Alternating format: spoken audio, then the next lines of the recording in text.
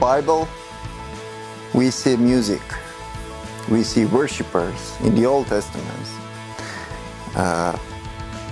One of my friends in worship team told me a few years ago, and stood in my mind forever. She said to me that only best musicians played in the Old Testament. And the room would be filled with smoke. How intense was that? So since Old Testament, through David and New Testament, we see that music is very, very, very important. Hey everyone, my name is Joel Barkman. The Worldwide Worship Studio is a new ministry aimed at enabling believers all over the world to leverage the power of worship music to help in the growth and strengthening of churches internationally. I recently took a trip to visit several European countries to both record new worship music as well as interview worshipers in each location. I wanted to see if they had the same opinions regarding non-English worship music that I saw when my family and I lived in Spain a number of years ago, namely, what they thought about music's role in the Great Commission, the lack of locally written songs, the complications of translated worship, and the lack of resources to facilitate the development of new worship music.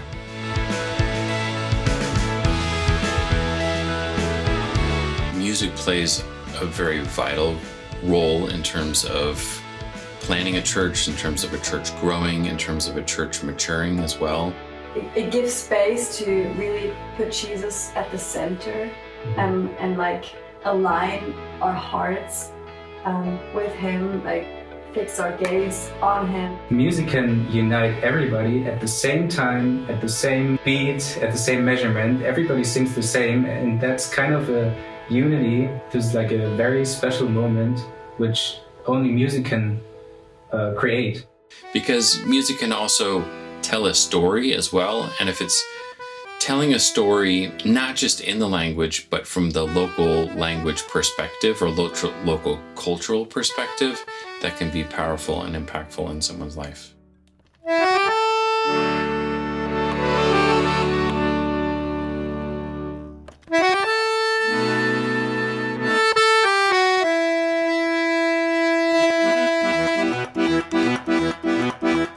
When I was in Chicago studying music, my sister and I and a friend of ours would often go do street performing, play music on the street, earn a little extra cash to do our laundry. And we liked the feel of Eastern European folk music. We'd be listening to new CDs all the time, trying to learn new songs. And we caught this one song that we really liked. We didn't know where it was from. I don't even think we knew the name of it. But we liked it, so we started playing it. We were playing it on the street. And one time this old guy was walking past, all bent over, and when he heard the song, he just stopped. He turned and looked at us, and he said, "That song is from my country. I'm from the country of Georgia, and I grew up with this song." And he's like, this is how the dance goes. He started dancing along, and his face lit up.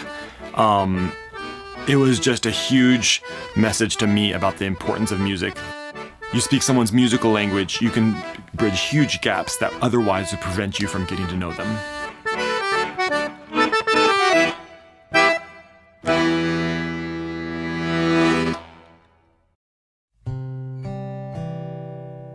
Well, I think most of them are from United States and they are translated.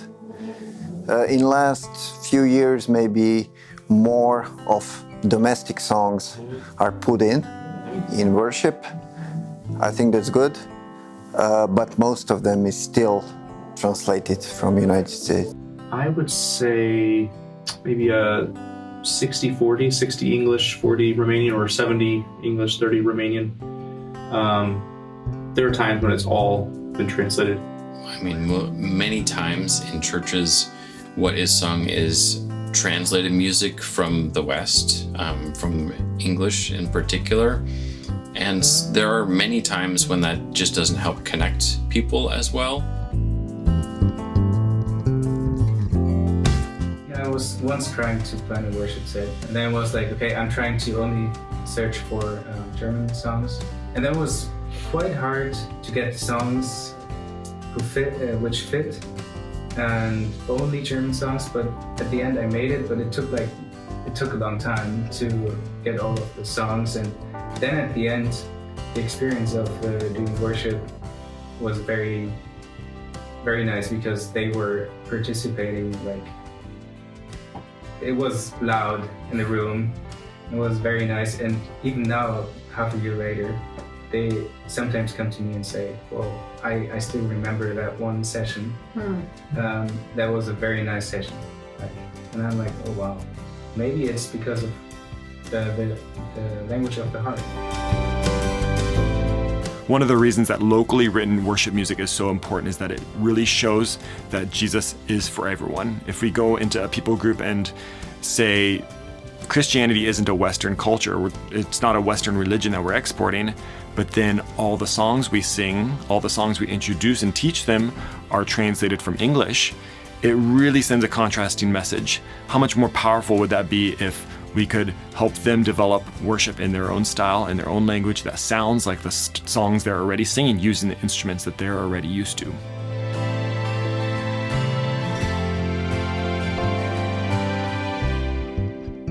I think that resources and finances oftentimes hold churches back from producing their own music or encouraging people within their own congregation to produce music as well, worship music. We saw in the Balkans that people had ideas and creativity, but they didn't have access to a way to produce that music or to record that music, and so it never got produced, it never got recorded, and it never got shared. I think many musicians are not recording their songs because of the price.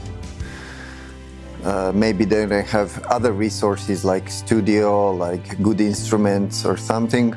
I know that we would have people who would like to record things, but I mean, like, There are no resources to no do resources, no money, like nobody just like, you know, if you're like a professional musician, maybe then you're thinking about, okay, I could, you know, record a song. But if you like, you know, like just somebody worshiping on a Sunday, you're not really thinking about like recording a song. Besides being a powerful ministry within the church, having live and recorded worship music could be a huge ministry tool outside of the church as well. It could be used at outreach events, played on the radio, used in many other contexts to bridge the gap with those who do not yet know Jesus. The Worldwide Worship Studio's first project was a Europe-wide Songwriters Challenge, in which an open invitation was sent out to European countries for artists to submit a song they had written. The studio would then work with them to produce and publish the song with no cost to the artist. 11 songs came in from 5 different countries: Ukraine, Germany, Spain, Croatia, and Romania, forming the first album produced by the studio. It is now available on all major streaming platforms such as Spotify, YouTube, Apple Music, and many more. The goal of this album was to create resources that can encourage fellow believers and churches in their growth, as well as begin to build a network of worshipers, artists, producers, and singers, all over to use their gifts for God's glory and the growth of His kingdom. Dein Herz schlägt immer für mich. Du öffnest mir die Tür. Trete ein und sieh. Fi totdeauna în gura mea. Doamne, primește putere și cinste, că-și vremi Tu ești. I was actually talking with a girl, and she was like, "Now, are you okay if we sing these songs?" And I'm like, "Yes, please do. Like, if it's getting you closer to the Lord and getting the church to worship, yes and amen." It's definitely had an impact on that church and in the village, and it was also cool because it got one of my friends to write her own song as well, and so it creativity breeds creativity, right? And so if they can see this stupid American can write a song, now I can, right? It's exciting, and I think that is hopefully going to be one of the results of this project right now, is that others can see, okay, wow, not only is it possible for me to write one, but I have a means of getting it produced, because that's a big barrier to even trying to write a song, is how am I even going to put it out there that's going to sound good? I think there's so many opportunities that Worldwide Worship Studio could be involved in. One of the things that I think sometimes is an issue with smaller churches is that there's this attitude of we have to receive from the missionaries, from the leadership, or we don't have enough pastors on staff, we don't have big enough of budget to contribute. And I think that's absolutely not true. I think anywhere there's a group of believers, there's something to contribute. And even with some of these churches, if there's 20 people and one of them writes a song, we get it produced, it spreads to other churches that sing and worship in that same language. That's a huge boost to what it means to be the body. Everyone's got something to contribute. We're all in this together. I'm really excited about Worldwide Worship Studio and the work that it's doing, because I really see how it can play an integral part in linking together the people who want to write and sing music in their worship music in their own local language with the other parts and pieces that will help them to produce it in a professional way, and then also share it or distribute it in a way that it can have maximum impact. Du bist treu, dort singt ihr vor dem Thron, voller Freude, dein erlöstes Volk. Herrlichkeit verschlingt den Tod in Ewigkeit. Oh Jesus, wir beten dich an.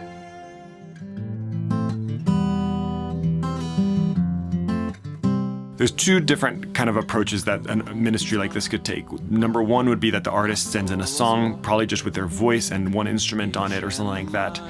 And then we work together and I add other instrumentation. And then after all the instrument track is done, we re-record a clean copy of their voice over the top of it.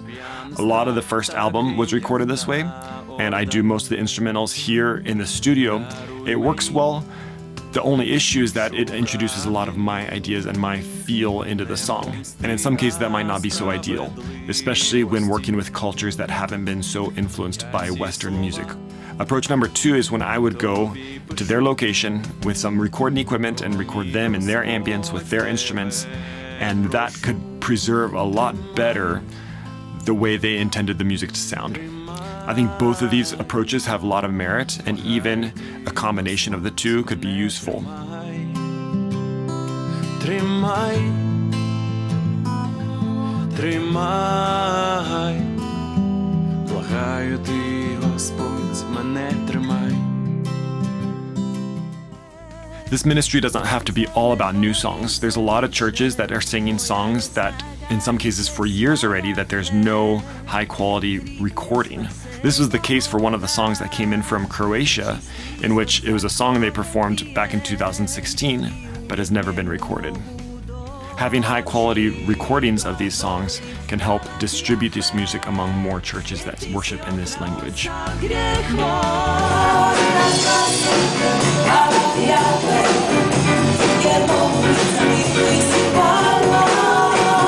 Govorim, hvala ti Jahve, jer ti si uzeo sav grijeh moj. Razglasujem, hvala ti Jahve, jer mogu klicati, ti si Bog moj.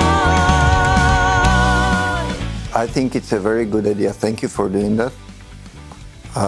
It will help a lot of musicians, and you did a song for us. We appreciate it, and keep a good work.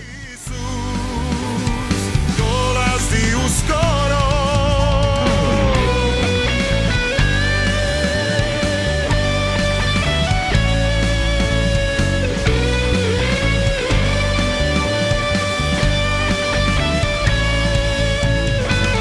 One thing I'd really like to see is a network built of people that like this idea and want to contribute to it, because a group of individuals that are excited about this is going to go much, much farther than one studio trying to do everything by itself. I was just in Germany and Switzerland, and to think of the rich history of Christian music sung in the halls of some of those old churches that were a part of the Reformation was just incredible. Another project that really could be exciting to work on is taking some of these old songs that haven't been sung in years and revive them, making high-quality modern recordings of them so that worshipers throughout these regions can celebrate that special heritage in a style and sound that feels relevant to where their culture is today. Just like with anything, everybody has their own preferences based on where they were raised, how they were raised, what they were or have been used to, and so I think a big part of trying to engage with everyone is to listen to what every culture enjoys to listen to. If we can try to help write songs in that style, we can maybe reach people that wouldn't otherwise be reached, wouldn't be willing to listen to a 30-minute sermon, even in their heart language. Beschlossen einzuziehen, da bist du, wenn ich dich nicht spüre, dann bist du, selbst wenn ich vor dir flieh, bist du. The Worldwide Worship Studio is a part of Send International, an interdenominational church planting organization involved in more than 20 countries worldwide. They focus on countries that are classified as unreached, with less than 2% of the population being Christ followers.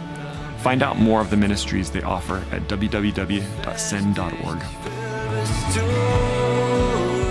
If you get excited about this creative way of helping Jesus followers all around the world worship Him in their own language and style, join the Worldwide Worship Studio team. We need lots of prayer as we seek God's guidance and direction for the future. We're also a donation-run studio, which means that we're looking for more individuals, churches, and organizations excited about worship to partner with us financially. Would you pray and ask God about your involvement in helping every tongue, tribe, and nation worship before His throne? Thank you so much for watching.